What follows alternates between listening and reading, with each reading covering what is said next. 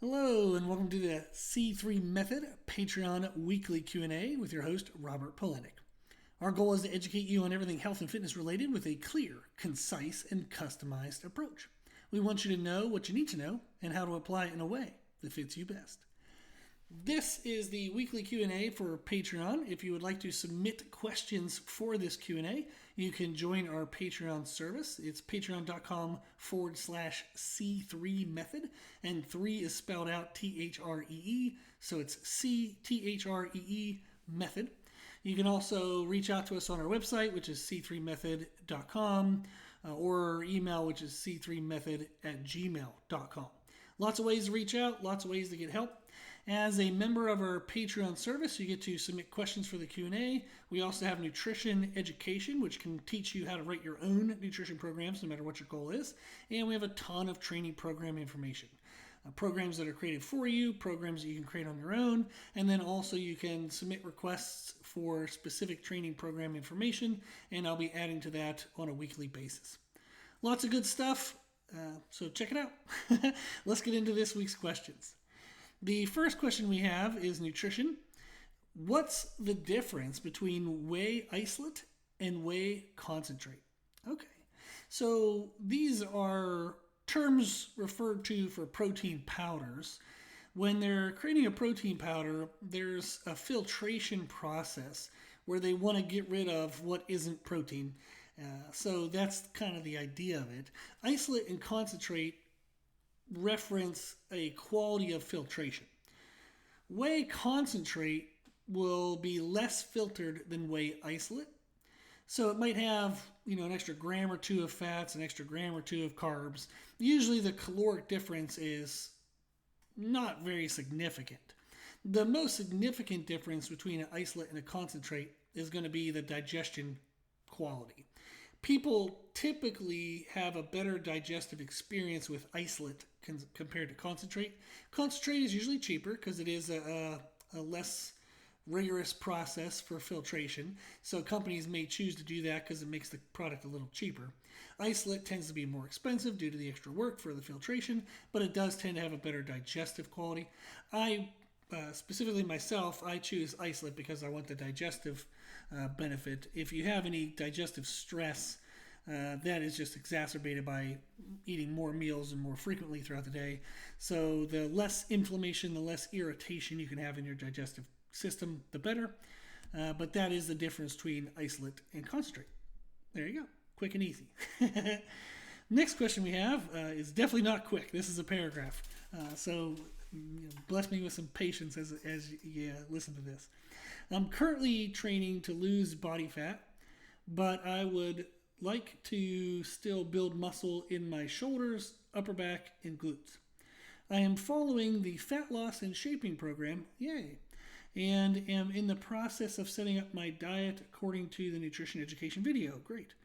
In the video, you mentioned that percentages of fat and carbs do not need to be predetermined, that they can change depending on activity level at the time of the meal. I was wondering, is there a minimum I should have for dietary fats for general health needs?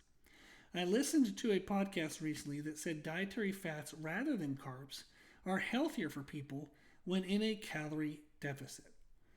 Okay, so they're training to lose body fat, but they want to build muscle in certain areas. They have the right training program for that, which is excellent, and now they have questions about nutrition. They are correct that the amount of carbs and fats you have in a day do not need to be predetermined. Really, we want to track our total calories and our total protein. And then our total protein is factored into the calories that we would have per day.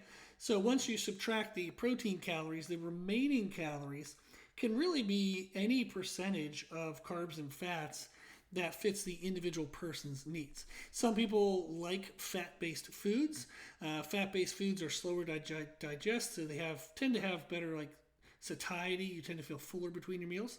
So if you have a lower meal frequency, maybe leaning into fats is better for you. You'll be less hungry between meals and you'll eat the foods you actually like. Now, other people, they prefer carb-based foods, and maybe they eat on a more frequent basis, because their schedule allows that. Maybe they digest better that way. Maybe they're trying to get a lot of calories in, so it's easier to eat like 4 to 5 smaller meals and try to eat 3 larger meals. So maybe they would lean into carbs as their preference. Also, sometimes people tend to just kind of feel better working out with certain foods. Some people will do a fat-based diet and their energy is great. Their digestion is great. Good for that. Others, if they do a fat-based diet and then they go try to like lift weights, they're going to feel like crap and have no energy and blah. So they might be better off with carbs. There are individual differences. So therefore, you would pick based on whatever is best for you, as long as our total calorie intake matches our goal and our total protein intake matches our goal. The percentage of carbs and fats that you use is individually preferential. Like you can do whatever's best for you. Getting to their question though about is there a minimum amount of healthy fats? There is research that kind of suggests around 30 to 40 grams of fats a day would be considered the minimal. You want 2/3 of your fats coming from unsaturated sources, 1/3 from saturated. Unsaturated tends to be dubbed the healthier fats, and saturated tends to be the unhealthy because saturated fats typically are associated with like fried foods and things like that. Now, saturated fats do come into hormone health, and that was likely where that podcast leaned into why dietary fats are better than carbs when in a calorie deficit. They may have been kind of pushing that narrative in relation to the hormone health. I don't know because I don't know what the podcast was that you listened to, but that would be an argument that I could see somebody making. Is dietary fats do play a role in like vitamin kind of digestion and utilization, and then hormone production. So if you were to eat a diet completely void of fats, there definitely could be an argument for that being not optimal for hormone health and like vitamin digestion. However, typically, if people, even if they lean towards a higher carb-based diet, they're still going to get fats in their diet. It's either going to come with carb sources or protein sources, so it comes like indirectly. But if you're concerned about that, you can look to make sure that you're consuming at least 30 to 40 grams of fat in your diet. You can also supplement with, omega fats and some other base type of supplements that would help. But that's something you can kind of choose on your own basis. There are tons and tons and tons of people who do high carb, high protein diets, and their health is fine. That's a good way to just kind of double check is getting your blood markers tested, like get your blood health checked if you are concerned at all. So 30 to 40 grams of fats in a day is probably a baseline minimum for the most part that most people would recommend. And then you can get your blood work done if it's a concern for you. But I haven't really ran into any clients. Like I've worked with over 3,000 people. I've been doing this since I was 18. I'm 41. So 23 years of getting paid to help people with nutrition and training. And I can't tell you a single circumstance in which somebody was under eating fats so severely that it was a health concern, other than clients I've had who have had eating disorders like anorexia, bulimia, and some things like that. So most people, if they're eating a normal-based diet, normal calories and protein within recommended amounts, and they're weight training, they're not overly restrictive, like below their BMR in regards to calories, they're probably going to be fine. But again, if you were worried, you can aim for 30 to 40 grams minimum of fats, and you can get your blood work checked. So there you go. Cool. Next question. Is caloric cycling, eating more on training days versus non-training days, but still maintaining a weekly deficit, an optimal way to manage fat loss while wanting to build maximal muscle? Yes, that can work. So essentially what they're looking to do is eating more when they move more, eating less when they move less. That's another way of phrasing it. And that works perfectly fine. So if they want to build muscle, they want to make sure that they have a sufficient amount of protein in their diet. If you're lifting weights on a regular basis, I would say the general recommended range would be 0.8 grams to 1.2 grams per pound of body weight for protein per day. Some people will do more. I would not recommend less if you're lifting weights and you want to maximize muscle. Some people will do more, especially if they're taking extra supplementation that helps boost protein synthesis, muscle creation. They might eat more than that. There are plenty of people who eat, 1.5, even 2 grams of protein per pound of body weight.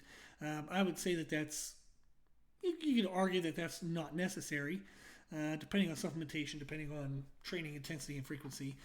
So 0.8 to 1.2 grams per pound of body weight for protein is a good window to start at. See how you feel. If your recovery is a little slow, maybe you can try to eat more and see if that helps you recover more. And then calories, you do want to make sure that you're if you go into a deficit to help the fat loss, you want to be in a moderate deficit. One of the things to think of is on the day we train, we cause a lot of muscle damage. The day after that, like the 24 hours, the 48 hours, even up to 72 hours after a training session, depending on the intensity and the volume, is when your muscles are actually growing. That's when the muscles are recovering and growing. So if we have maybe calorie maintenance or even a little bit of a surplus on our training day, and then the next day you're like, well, I want to cut off a bunch of fat, so I'm going to go to like 50% of my calorie needs, you're going to severely impact muscle growth. So muscle growth can happen in a calorie deficit, but it has to be a very moderate deficit. And what I would mean by that is if you figure out your maintenance calories, you could be in maybe a 10, maybe up to 20% discount. I would say, deficit, 10 to 20% deficit, and you're still going to get, decent muscle growth, but you're going to get really good fat control. It depends on how much fat you need to control and or lose. If you're already relatively lean, you could be in a very small deficit on your non-training days, like 5 to 10%, calorie deficit. If you want to take a lot of fat off, well, then you're going to have to balance some of the desire to build maximal muscle with the fat coming off. So you might need to be in a larger deficit on your training and non-training days in order to push the fat loss. And by doing the eat more when I move more, eat less when I move less, you are going to still have an awareness and attention to maximizing performance and muscle growth. You would need to, though, have a greater weekly deficit if you have a lot more fat to come off. So for each individual, it would kind of depend on what their body fat level already is, and then their balance of that concept with how much muscle they want, and then that determines where their calories are for training and non-training days. If you want to find out what your maintenance calories are, a really quick, easy way is to just go on Google and search bmrcalculator.net, and it'll take you to a website called calculator.net. They have a BMR calculator. You put in your age, gender, weight, and then if you know your body fat percentage, you can put that in there as well. It then gives you a chart of what your BMR is, which is your basal metabolic rate, which is the minimum amount of calories you need to stay alive. But that would only be if you're laying in bed doing nothing. Then they have a chart that says, okay, if you're sedentary, eating this amount of calories would maintain your weight. If you're active 2 to 3 times a week, 5 to 7 days a week, blah, blah, blah, blah. So it gives you this chart. And that gives you a guesstimation, a pretty good guesstimation of where your calories would need to be for maintenance. So if you're wanting to create a deficit, you would then apply the percentage deficits that I talked about, that 5 to 10 to 20%, from whatever the activity range that matches your needs or maintenance calories would be. Hopefully that made sense. So when I taught at the university level, I did exercise physiology labs, and we did a lot of testing for BMR, a lot of tests, DEXA scans, bod pods. We did calorimeter, like breathing test to find out BMR. That calculator.net calculator online is close enough. It's going to get you pretty much in the same ballpark. So you don't need to do any of the fancy kind of BMR tests. You can just use that online calculator, and that'll get you within the ballpark, and then you just make adjustments based on how you feel and what progress you're seeing in your training and in your physique. So yes, calorie cycling can be a great way to control body fat and or even promote fat loss while giving attention to building new muscle tissue. The next question we have is, I've read that fiber is important for digestive health and that Americans should have 40 grams of fiber per day. Currently, I'm increasing my fiber intake with 40 grams per day being the goal, but I'm experiencing bloating after my meals and struggling to meet my minimum calorie requirement. Which is more important? To get the daily recommended fiber intake or reduce my fiber to reduce the bloating, which would then imply that my digestion quality will be better. So therefore, I will have better utilization of my nutrients in my foods. I want to be healthy, but I want to make sure I'm growing as much as possible. Okay, so they're trying to boost their fiber. It's causing a lot of bloating, digestive stress. What should they do? Okay, so we can take smaller jumps in fiber increase. So maybe their normal daily average was only 15 to 20 grams, and now they're trying to go all the way to 40. That could potentially cause stress. You can also spread the fiber intake out throughout multiple meals of the day. So if you're really trying to push a lot of fiber in one of the meals, try to spread that out over multiple meals, and that can help as well. And then there are going to be cases in which they didn't mention that they're taking like a GLP-1, but if you're taking like a GLP-1, that'll slow digestion, and that can cause fiber to cause more problems and more bloating and gas. You can also reduce the amount of fats you have in your meals. Sometimes the combination of high fiber and high fat can cause bloating in a single meal. So you can look to maybe reduce the fat intake, swap some of the fats for carbs, and that might help mitigate some of the issue as well. And then getting blood work, I mentioned that already, but getting blood work to see where your blood markers are, if you're healthy, and if you have regular bowel movements. The regularity of bowel movements is actually extremely variable. It could be anywhere from once every 3 days to 3 times per day, and that is considered a normal range of bowel movements.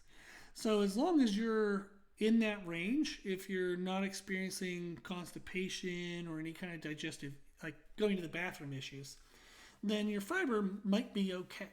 An example of this is I don't consume 40 grams of fiber on a regular basis. My blood markers are fine. The reason why is I try to eat a lot of food because I'm pretty heavy. Right now I'm 255 pounds and I'm dieting, so I'm not consuming as many calories as I would like to. But my typical maintenance calories is actually around 3,500 to 4,000 calories. If I try to consume a high amount of fiber, I'm just not hungry enough for my meals and I can't get enough food in. If I were to have poor blood health or poor bowel movements or digestive quality due to that, I would try to figure that out and fix it, but I'm fine. I'm healthy. I'm going to the bathroom on a regular basis. Nothing's wrong. So I don't really need to force more fiber in if I don't need it. And I actually have a condition like it's a slowing down of digestion naturally. I naturally don't have a very fast digestive tract. Like I've had scopes and surgeries done where you're supposed to fast from like midnight till the next day when they do the surgery, and there's still actually food in my stomach when they go do the surgery. So I've actually had to learn that my body digests food very slowly. So I've had to stretch that out in different circumstances, and reducing fiber is one of the ways I can mitigate some of the negatives of that. So that's maybe a random example, but a lot of options for what you can try to do to mitigate the bloating that you're having. And just again, kind of take your time. So if you have an idea of where you were on a regular basis, you can just try to add 5 grams to that every 2 weeks and give your body time to adjust. And then also switching up your sources. So you might be having bloating just due to a source of food. So for example, sometimes people will respond differently to oats or to like brown rice. Somebody might be having more oats in their diet, and they've been told that that's the right thing to do for their goals, but every time they have oats, they have a lot of bloating and gas. So maybe we just have to eliminate oats and put something else in. Same experience with brown rice. Sometimes people have bloating and gas due to just it being brown rice and their body doesn't digest that well. But if they were to switch that to some other carb source that still has fiber, the digestion is much better. So it can be specific food choices might also be the issue as well. So there's a lot to unpack there, a lot of things to try. Try any of those and let me know if they helped. So that way we can continue to get you help if you need it. Cool. So those were our nutrition questions. We have one training question, so we'll go through and read that. I've been following the strength program for powerlifting. I've noticed that workouts 1 and 3 tend to feel harder or more demanding than the other workouts. Is that intentional, or might I be doing something wrong in the workouts. That actually is intentional. In the program is created with a waving concept for a CNS stress, and that is to promote better strength progression long term. The way to break this down is if every time you go into the gym you absolutely destroy yourself, you will actually start to dig a recovery demand that you can't out recover. And we get fatigued, we get tired, our body gets stressed, cortisol goes up, sleep goes down. And then that starts to impact our recovery, maybe our nutrition, maybe our hydration, maybe our protein, maybe our desire for workouts. And all of a sudden now we don't really want to train. We don't want to go into the gym and just destroy ourselves every single time. However, if we never push our current limits, we never expand our current limits. The program is designed to have waves of intensity for CNS within the program itself.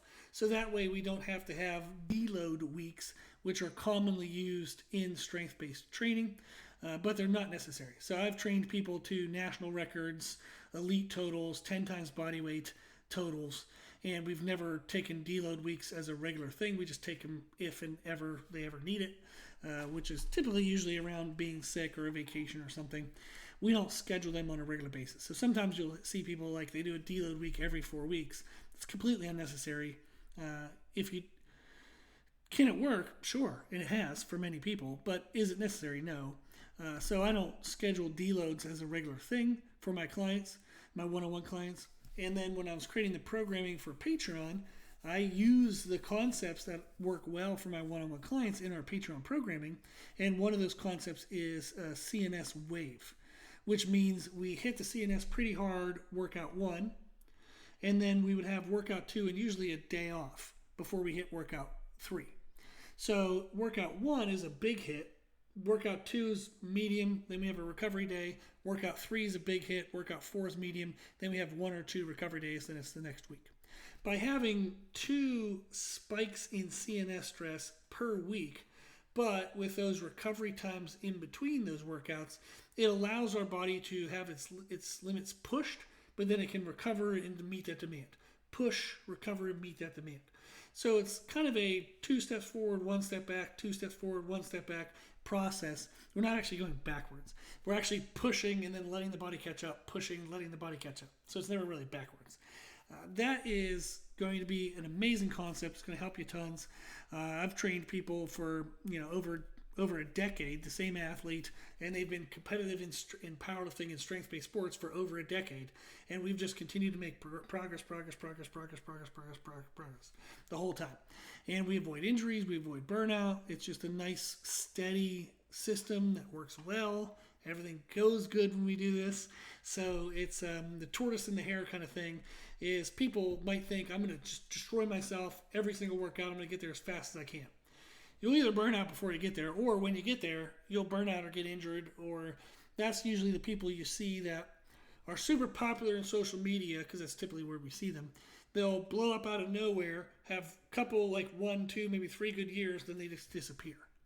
And that's usually the approach they took, was beating the crap out of themselves every single time, and they survived it enough to get to a certain level, but then they didn't survive it. So our goal would be is to do the undulating waves, like the CNS waves, so that way we just nice steady progress year after year after year after year after year, and we can lift and have fun and enjoy ourselves for a lifetime. So that's the goal. So you're not doing anything wrong if you notice that some of the workouts have a bigger kind of like fatigue and demand than a couple of the other workouts. That is normal, and it's actually optimal. The next question we have, I've been dieting and training for 8 weeks. My goal was to give the process 8 weeks before I weighed myself. That was smart.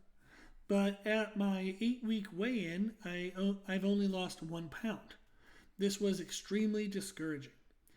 I know following a diet and training program can take time to see progress, but what is a realistic rate of progress? I do feel better, and my boyfriend said he thinks I look smaller, but only seeing 1 pound loss on the scale has really hit me hard. Okay, if you're newer to weight training, you may be building muscle and filling out glycogen, which is stored carbohydrates and water within your muscle cells. And that can make you weigh more. Adding muscle tissue makes you weigh more because it's more tissue on the body. And then increasing stored glycogen makes you weigh more because we store carbohydrates with sodium and water. And the water part of it can make you weigh more. When somebody first starts a diet, like say they do a ketogenic diet and they have no carbs, they can lose like 8 pounds in the first 3 or 4 days, and it's just water weight. It's just water dumping out of their body because they don't have carbohydrates to hold that water in their body. So they'll notice they're peeing about 1,000 times a day and they're thirsty all the time. Their joints are cracking when they kind of get up and move and walk. That's just water weight loss. And then usually after those the first initial days or the first week, the rate of loss slows down significantly, maybe 2 pounds a week, 1 pound a week. So that initial drop is simply just water weight manipulation. It's not fat loss. You'll see that when somebody does extreme changes to carbohydrates. If you are newer to lifting weights and maybe eating consistently now that you're following a diet, you might be experiencing some of those counter weight loss effects. Your weight might be actually increasing related to muscle tissue and stored glycogen, and then also just inflammation in the body from the weight training that can cause increased water retention. And then if you're not consuming at minimum, and I mean minimum, half your body weight in ounces of water a day, you're likely dehydrated, and that's increasing your water retention due to inflammation and stress. So if you weigh 200 pounds, you want to be consuming at least 100 ounces of fluid a day, and that's again a minimum. You should be doing like more than that, hopefully, and that will help flush out water retention, help flush out, doesn't like flush out inflammation, but it'll reduce some of the impact you might be seeing that's countering the fat loss that is actually happening, but maybe isn't showing up on a weight scale. So when we weigh ourselves, we're weighing literally everything on and in our body. So if you change your clothes, for example, when you weigh yourself, that'll change your weight. If you weigh yourself in the morning versus the afternoon, that's going to change your body weight because now you've had more meals and more fluid intake throughout the day, so you're going to weigh more. If you weigh yourself before you pee versus after you pee in the morning, that can change the body weight. And then we have just daily fluctuations. So maybe you happen to weigh yourself, 8 weeks apart, but if you weighed yourself the very next day, you might be down an extra half pound just due to changes in water retention. So for example, if the night before you ate your dinner later in the evening and it had higher sodium and carbohydrate intake, you'll be heavier the next morning because the food is still in you and you're now retaining more water. Whereas if you had dinner earlier in the evening and it had lower sodium and lower carbohydrates, you would actually weigh less the next morning because maybe now you've processed the food and it's come out of you, or you have less water retention. So the what we eat and when we eat can impact our weight as well, and whether we've gone to the bathroom and gotten stuff out of us or not can change your weight as well. So I would actually recommend two recommendations. Number one, weighing yourself more often, so that way you can see those fluctuations and get a better idea of what the trending rate of loss is across multiple measurements. I weigh myself every day. You don't need to do that if you don't want to, but that's the way I like to do it because I like to have more data points to see trends over time and learn how individual meals, individual foods impact my weight. So I like that. I like data. However, a different frequency could be weighing yourself every Monday and Thursday, and you want to weigh yourself in the morning. You want to come up out of bed, go to the bathroom, and then step on the scale. Wear the same thing every time you step on the scale, or wear nothing, because that's the same thing. And then do it Mondays and Thursdays. Monday I like because it's going to see like what you did over the weekend, and then what you weigh on Monday morning. And then usually Monday through Thursday, or Monday through Friday, is kind of our most consistent days of food. So typically when people are busy during the week, they tend to eat the same foods and be a little more regimented because they have to be regimented for everything else they're doing. And then the weekends, usually people lose their mind and do a bunch of crazy stuff. There are occasionally clients who are the opposite, where during the week, everything's, chaos. And then on the weekend, they're like, finally I can take time and eat and sleep. But there tends to be, for most people, a habit difference during the week versus weekends. And then that will impact how much we weigh. So it's good to measure the difference On Monday, it kind of tells us what we did over the weekend. On Thursday, it tells us what we did Monday through Wednesday. And if you start to see those numbers always being off, then it might indicate that we're overeating or doing something wrong on the weekend or doing something on Monday through Wednesday to normalize. So it's a signal to normalize what we're doing on the weekends during the weeks so we can get that to be more consistent. And then you can also just track every Monday, from Monday to Monday to Monday to Monday, and Thursday to Thursday to Thursday to Thursday, and that gives you more consistency in seeing the trends over time. And then the next suggestion would be is to get a DEXA scan. You can see your progress better if you look at body composition versus body weight. A DEXA scan, it's DEXA scan, is available in most urban cities, communities. For example, I live near Charlotte, North Carolina, and you can get a DEXA scan for like $75. It takes 20 minutes. You can do it usually any day of the week or even on a Saturday for most places. So you can get a DEXA scan, and that'll tell you how much body fat you have, how much muscle mass you have, even how much your bones weigh. It'll tell you a bunch of other stuff as well. But that is a way to see what's happening under the skin, and you'll see that maybe you've built some muscle but lost some fat. So more change has happened than what you can actually see just on a weight scale.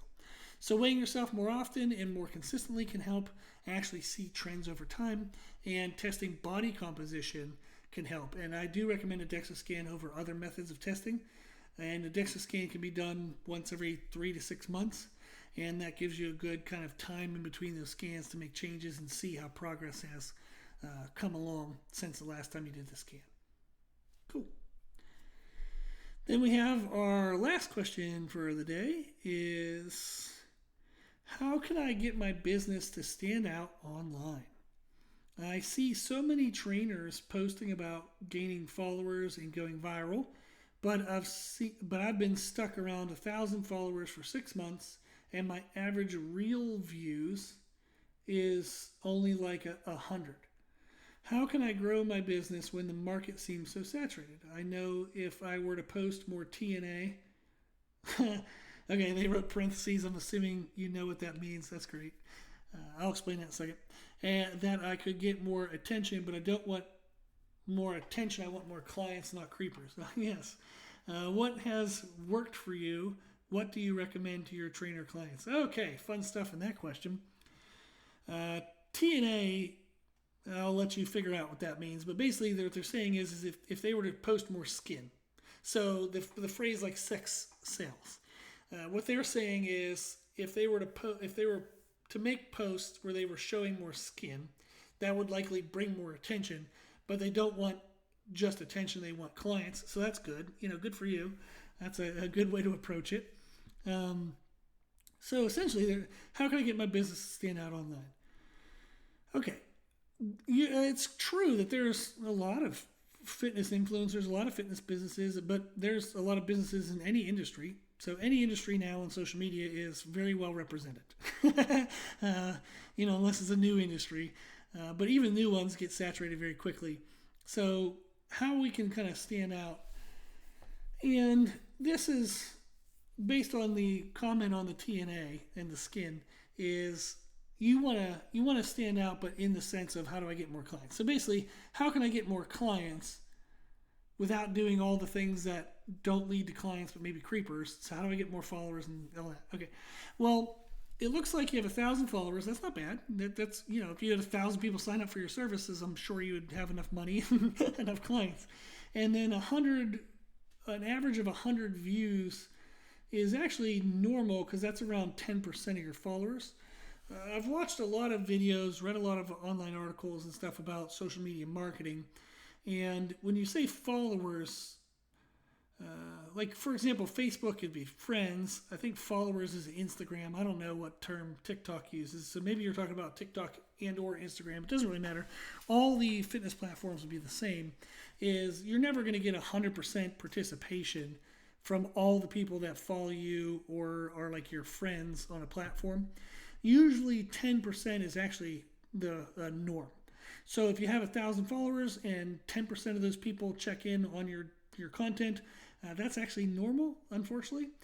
So you're not doing anything bad there. Typically, what they recommend is On Instagram, for example, and I think TikTok is the same, is the first like 3 seconds of a video really matters the most. YouTube, it's a little extended. I think it's like 5 or 6 seconds, but it's in the initial catch has to be very eye grabbing, catching.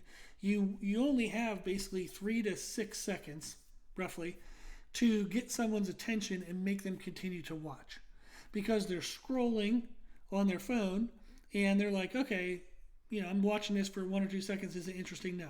1 or 2 seconds, is it interesting? No. So you look at the thumbnail. The image you start with is extremely important. You want to make it colorful. You want to make it where, like, when you look at it, if it's a concept you want to have be clear, you look at it, you know exactly what it is. Or you look at it and you go, what is that?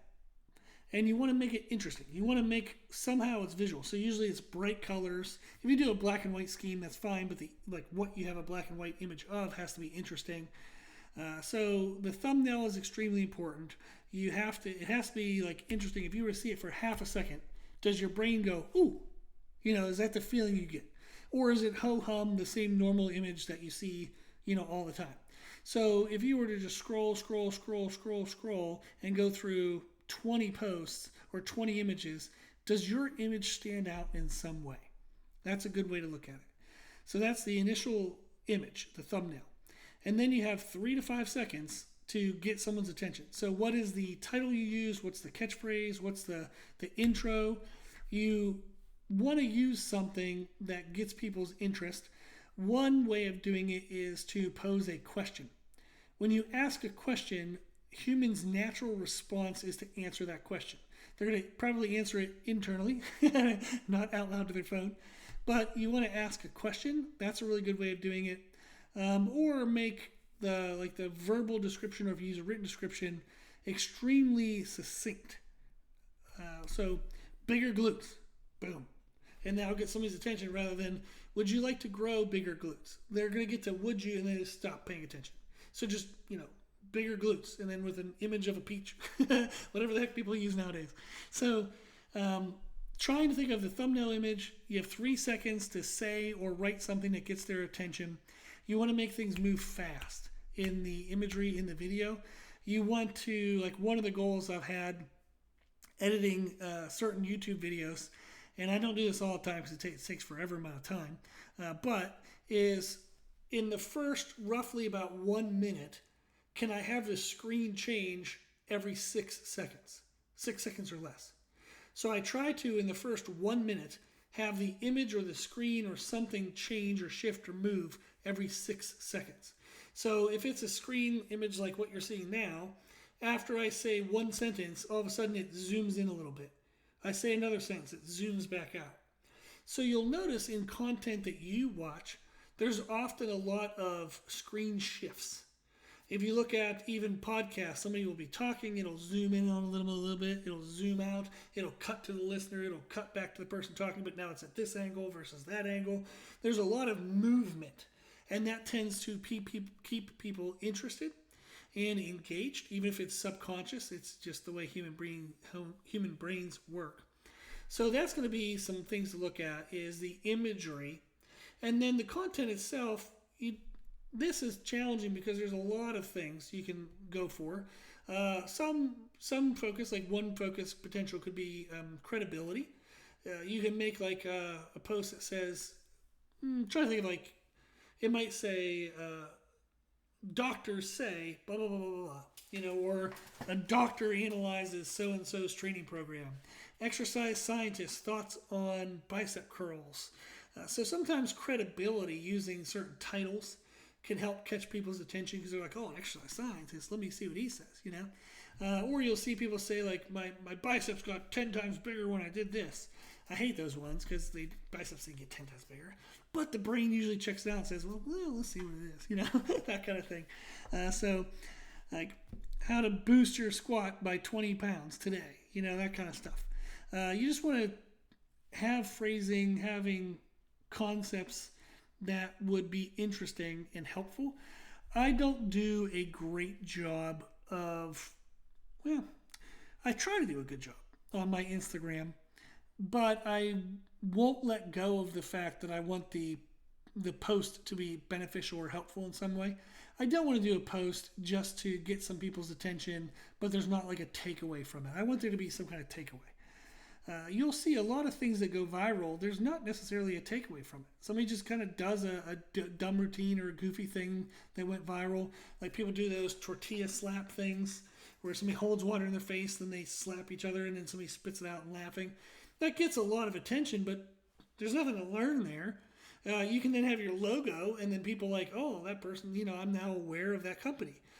So there's a lot of that kind of marketing where there's something that's a viral concept and they just tag their logo to it, and that raises awareness of that logo.